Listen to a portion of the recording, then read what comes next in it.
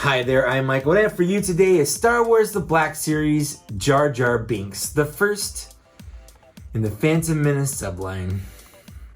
It had to start at some point. I'm going to read the bio on the back of the box before we get into the review. Go ahead and take a look at a picture of him. A clumsy, well-meaning Gungan outcast on Naboo, Jar Jar Binks struggles to prove his worth throughout his life. I want to give a little context to my experience with episode 1 just briefly.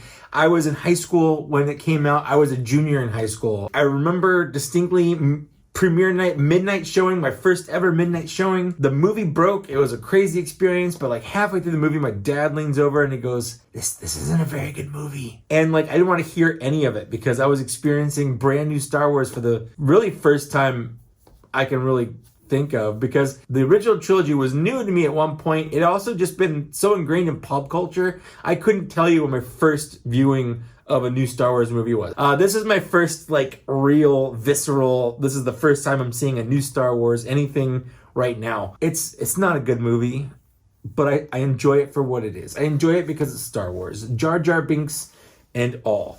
So let's go ahead and talk about this right here, this Gungan, this guy. So obviously his first appearance was in The Phantom Menace. He was introduced pretty early on in the movie. He is played by Ahmed Best, physically played and also voiced. He had like a full-on kind of mocap suit with a Jar Jar kind of hat on his head so people knew where to look. He was, to my knowledge, one of the very first fully CGI, like not really there characters in a movie. There have been CGI before, but like a persistent character throughout an entire movie from start to finish. I can't think of any others that came before Jar Jar. If he wasn't the first, he was among the very first. Sidebar, poor Ahmed Best was bullied mercilessly because of fans' reactions to this character and the movie, and it wasn't fair. And I know a lot of people will say that, oh yeah, I would never do that, but I can't say that I'm wholly blameless in this, because when you get caught up in the moment, it's easy to blame anyone for something you don't like. Ahmed Best pretty much wrote off Star Wars, but he's coming back, and he's actually a Jedi on basically a kids show on the YouTube channel. Looks pretty cool. But that's a really weird sidebar to an action figure review about Jar Jar Binks. So let's get back to the figure review. But I would be remiss if I didn't speak of the very fun, very fan theory, very not real theory that he is actually a Sith Lord, and everything he did bumbling wise was there to further the Sith cause. He is the one that in episode 2 gave powers to the Chancellor, and you know, I think that's enough about Jar Jar. If you don't know who he is, just go watch the prequels, the Clone Wars.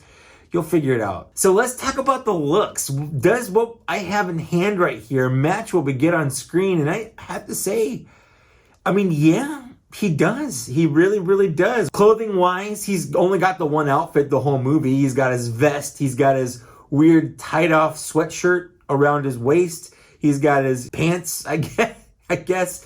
But the looks here is great. Jar Jar looks like Jar Jar. He's got the Gungan look about him. His eyes are great. He's got his big floppy ears. I can't really see anything that they should have included but didn't. We have a complete Jar Jar here from The Phantom Menace. There were no other looks that he should have been wearing or having. It's fine. It's good.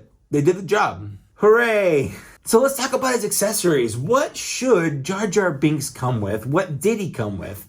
And does that match up? In sort of an homage to the original figure, but updated to actually look like it was in the movie, he comes with this spear. The original figure came with a spear, and that's all the original figure came with. That was kind of how things were back then. You just got random, like, people that never had guns come with guns. So he got some kind of weird spear that doesn't look anything like this, but I think that's what they were going for. This spear is a pretty good representation of what we actually saw in the movie. It's got the very kind of swooped, organic, almost like sort of retro 50s look that the Gungans tend to have. I really like the Gungan aesthetic. I have to point that out. It's molded in all pretty much one plastic. It's sort of a goldy color, and then it has some molded parts that are painted with the handles, and there is some molding on one end, which is what I'm assuming is the actual tip of the sphere. Now it does come apart, but I think that's just, I mean, it came apart in the package, and I think that's why it does that, just so they could fit it in the package, because it is really, really long. And he can hold it in one hand. He can hold it in 2 hands. That's pretty much it. It's a spear, and that's really all it has going for it. So next he comes with this little lollipop looking thing. This is supposed to be a booma. Now in the movie and in Gungan society, boomas are placed atop these little sort of throwers. These are called addle-addles, I think. Addle-addle. It's essentially a thing that you put the boomer on to be able to throw it better. It is seen in a movie like this. The boomer itself is not removable, which I'm a little bummed at. It's basically just a little ball of energy that the Gungans can throw like a grenade, and it sort of produces like an electromagnetic EMP pulse kind of thing. It shuts down electronics. It hurts, I'm assuming. It was essentially their main weapon. They had wagons of these things. The boom itself is molded in a really pretty blue translucent plastic. I really, really like it. It looks really, really nice. The addle-addle is a separate piece, but they're glued together. So like I said, they're not removable. There's a lot of great molding and detail on the addle-addle, but there's, as far as I could tell, no paint at all. It's just molded in that one plastic with some sculpting, and that's pretty much it. And then lastly, we have this gigantic ass shield. Now, I actually really like this as well. This is probably my favorite accessory that he comes with. As far as I can tell, it's actually just fully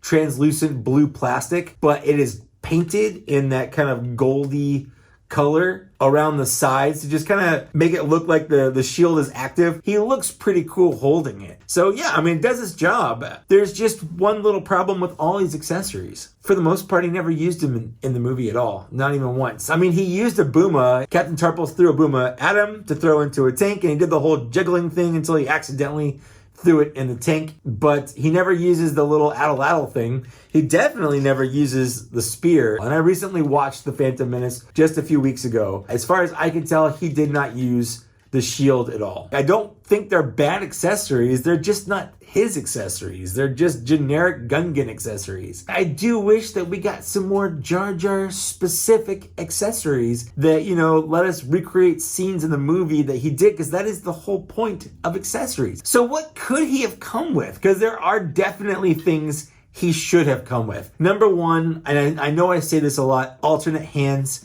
I would have much rather had like 3 or 4 pairs of alternate hands over any one of these accessories. There are a couple of iconic key scenes that are very Jar Jar-esque that he did. One of them is, you know, putting his hands up by his ears and sticking out his tongue. So having hands to be able to recreate that makes sense. But to go along with those extra hands, either some kind of alternate face or a mouth that opens with a tongue that you can put in there. He could have come with a pit droid. I would have loved it if he just came with a pit droid. That way we have a pit droid in the line, which is cool. So yeah, that's pretty much it. There are accessories I definitely think he should have come with, and none of them are these. I think these are good accessories. I just don't think they're his accessories is the problem. So with that, let's move on to his articulation. How does this guy move? Let's take a look. Jar Jar's head has a joint up here. It moves down that far, back that far, and it has a waggle side to side. He also has a joint at the base of the neck. It moves back that far, down that far, and has a waggle. They also both turn all the way around. His arm moves out that far. It moves all the way around. Single jointed bend at the elbow, as well as a swivel. He has a hinge at the wrist and a swivel there as well. He has a torso joint that allows for a swivel. It doesn't really move forward, but it does move back. His leg moves out this far. Back, kinda. He has a swivel at the thigh, a double jointed knee, a hinge at the ankle, as well as a rocker. With this being Jar Jar's widest stance, with both his feet flat on the ground. Alright, so let's just get this out of the way. Just like Zeb from the Rebels line, this is clearly a figure that's been in the works for a while. And how can you tell? 2 main reasons. The legs have the older style double joint that Hasbro has since pretty much abandoned on all new figures. You can tell when a figure is new or reused because of the legs. Also, the lack of butterfly joints on his shoulders. Do I think he needs them? No. Do I think it really hinders it? Not really, but it's just a telltale sign that this is an older figure that's been planned for a while. But what he has isn't bad. His head has a fantastic range of movement. the double ball joint at the base of the neck and the top of the neck. A lot of newer figures have that. It makes a lot more sense with Jar Jar since he does have a much longer neck. The elbow has a really good bend. The torso has a great range of movement. The legs can pretty much do everything I want them to do. I don't really have any complaints, except for one. If there's one thing I think they really could have done with Jar Jar articulation wise, that if they had found a way to articulate his ears, I think it really would have done a much better job. Right now they're just kind of molded in rubber and hanging off his head. And that's fine, but it would have been a lot better if he had a little bit more control over how they moved. But speaking of those ears and that head, let's take a look at his paint, sculpt, and detail, because there is a lot here. For being a CGI character and mostly let's be honest, kind of bland on screen, at least clothing-wise, there's a lot of fantastic detail molded in here. So let's take a look at the top and work our way to the bottom, starting with his head. There is a fantastic sculpting on his Gungan head. He's got that angular duckbill shape. The eyes are painted really well. The skin tones moving from the darker back half of his head to the lighter snout and the underside of his neck are fantastic. They're really well blended. Unlike Kit Fisto, his tentacles, whatever the things are coming off the back of his head, they're also painted really well. They have a lot of great shading. All his little spikes coming off of them are painted, so they haven't missed any details, which is fantastic. Moving down to his chest, he does have clothes, I guess. They're not really anything to write home about. His vest is removable. It's an extra piece. It does have a wash on it, and it's molded really well. Like, it looks screen accurate. It doesn't hinder any movement. I like it a lot. The shit underneath, very plain. There is a cut and some creases for the torso joint, which is nice. It's not super noticeable, but it is there. His arms are probably the best part of the whole figure. He's got that pattern going all the way down the side of his arms. Both of his arms are pretty much the same, but they have that detailed pattern going from the shoulders all the way down to the hands. It's really sharp, really well painted. And then moving down to his hands, he's got, fingernails that are painted, so that's nice. Coming down his torso, he has this extra piece here, which is just kind of a rubbery material. It's like it's a hoodie tied around his waist. That's the only thing that it can be. I mean, I know it's not. Like, there's no hoodies in Star Wars that we've seen, but that's the vibe that it definitely has. That's the look they're definitely going for, because it was a much more acceptable look in the 90s. Moving down from his waist, we have his pants. Now, just like the shirt, there's not a lot going on there, but there is some. For instance, on the side, we have some stitches going all the way down the side to make it look like the clothes are handmade. They're stitched front and back all the way down, which is kind of a neat little thing. It's something I didn't notice at first until I was writing this review and I gave it a deep dive. There's molded, clotheslines and wrinkles and things like that. It looks good, but they are just kind of plain pants. And that goes all the way down to the cuffs around his ankles themselves, and then his cute little stubby toes. I love his feet. I don't know why. They're just super cute little... I just remind him of the same kind of feet like a Triceratops would have or something. I don't know. And he's got these cute little toes with paint on his toenails, just like he has on his fingernails. All in all, I think Hasbro did a fantastic job with this. They knocked it out of the park with what they had. And what they had was a CGI character on screen, and it was late 90s CGI. So early CGI in the late 90s. So there wasn't a lot of detail on the character, especially clothing wise. I get they have limitations, and Hasbro did a good job of giving us this. So let's move on to the final category. That is the want, availability, and value. So first, the want. Back in like 2015 or 2016, I made a most wanted figure list. That was my very first one. And the very number one spot, I jokingly put Jar Jar before correcting myself and putting whatever it was at the time. I knew that would get a laugh. Jar Jar was still pretty universally disliked then. I definitely think in the last 5 years or so, that has changed. There are adults that did not like Ewoks. I love them because I was a kid when Return of the Jedi came out. I have that soft spot for them. So now that those kids in the 90s are now adults in their 20s, Jar Jar is more well received. So I think this is a good time to get him out. Eventually they had to, and hopefully for me, this leads us to more Gungans, because I definitely want a Captain Tarpals. So yeah, he went from being a joke on my list to, at some point, yeah, sure, I actually did want him in my collection. At no point when they announced him did I go, oh, I have to buy Jar Jar. No, I kind of want Jar Jar now, and I got him, so that's fine. So his availability, though, as far as I can tell, Jar Jar is just everywhere. I wouldn't exactly call him peg warming, but there have been many times where I've seen a lot of him on the shelves. Now, granted, one box I think has like 5 or 6 of them on there. So if you go to the store and see 5 or 6 on the shelves, that just means they put a box out and no one's bought any yet. His availability is not hard. The problem we have here isn't his availability or even the want. The problem we have, or that I have, is the value. They put this as a deluxe figure, and I just do not like that. I do not like that at all. He costs $30, and is he bigger than other characters? Sure, he is, but we've paid $20 for big characters before.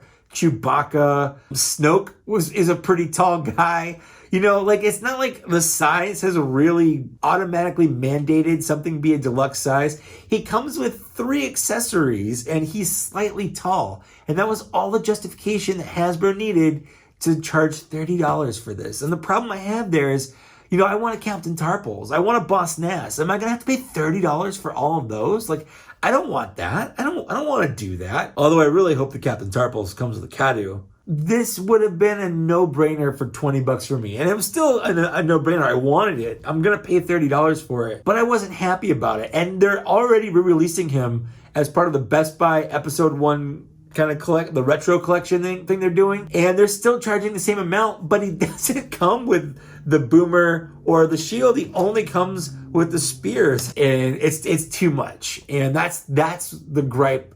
My biggest gripe with the figure, especially for a character I spent the last 20 years not liking. So if we put all those things together, my final score on this is going to be a 3.5 out of 5. He is not awful.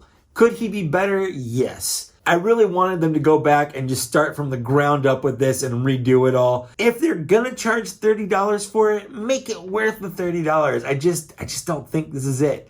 So I'm pretty confident with my 3.5 out of 5 score. It's not all bad. If you are into the Phantom Menace, I highly recommend picking him up. There aren't many Phantom Menace figures to be had. We've got Jar Jar, Qui-Gon, Obi-Wan, Darth Maul. I mean, R2, I guess. It's the battle droid. I forgot the battle droid. But still, it's very easily the most underrepresented movie. So if that is your favorite movie, you really owe it to yourself to add Jar Jar to your collection. Why not?